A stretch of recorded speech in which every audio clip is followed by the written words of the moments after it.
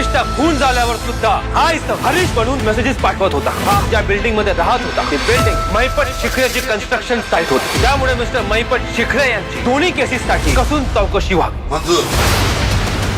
माझे dashing Arjun sir 4 जून पासून होणार प्रवाह गर्जना नव्या खुलास्यांची रात्री 8:30 वाजता. को प्रेझेंटेड बाय टाईड.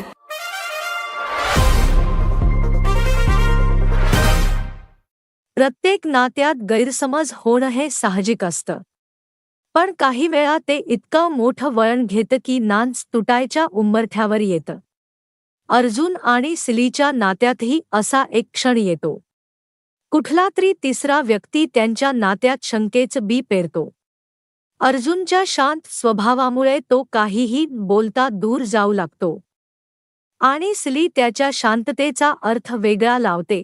हा गैरसमज इतका वाढतो की दोघे जवळ असूनही एकमेकांपासून दूर होतात.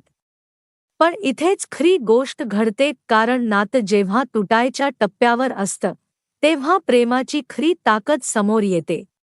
एक सच्चा संवाद, एक प्रामाणिक कबुली आणि एक छोटासा स्पर्श सगळं काही बदलून टाकतो. आणि प्रेक्षकांच्या मनात एकच विचार येतो, खरं प्रेम कधीच सहजासहजी हरवत नाही.